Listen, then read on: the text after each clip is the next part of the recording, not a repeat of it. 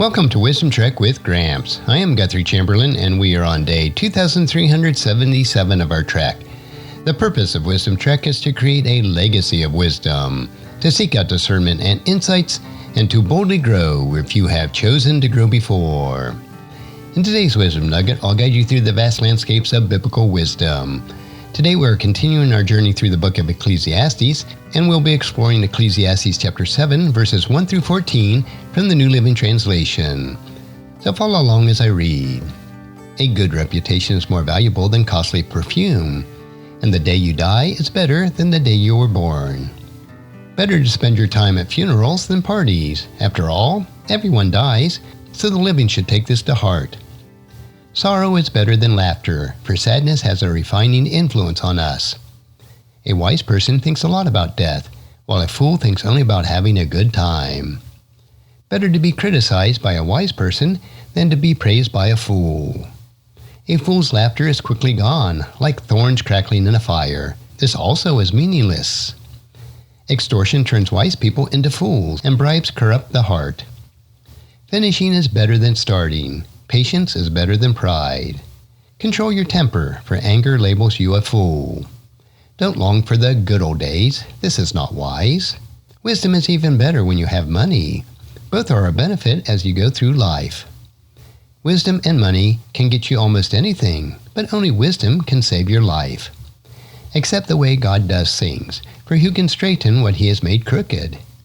Enjoy prosperity while you can, but when hard times strike, realize that both come from God.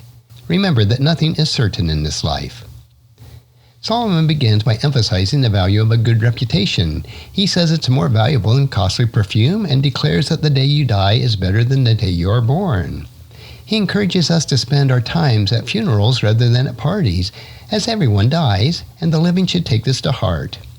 Solomon reflects on the refining influence of sorrow, noting that it is better than laughter.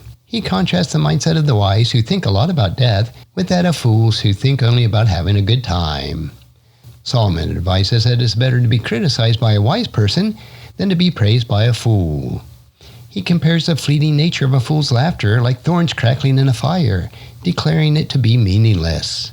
Solomon warns that extortion turns wise people into fools and bribes corrupt the heart. He declares that finishing is better than starting and that patience is better than pride. Solomon advises us to control our temper, as anger labels us as fools. He warns us against looking for the good old days, stating that this is not wise. Solomon acknowledges the value of wisdom and money, stating that both are beneficial in life.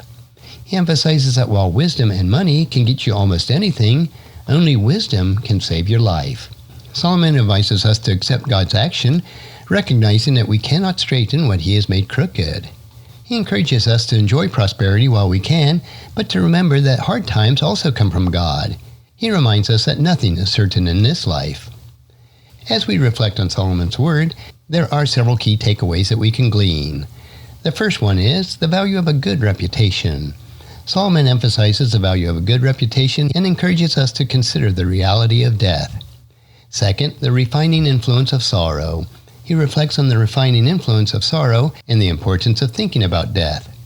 Third, the value of constructive criticism. Solomon advises us to value constructive criticism over empty praise. Fourth, the virtue of patience. He extols the virtue of patience and importance of self-control. Fifth, the folly of nostalgia.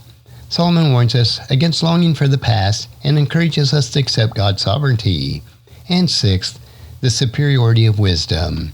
He emphasizes that while wisdom and money are valuable, wisdom is ultimately superior.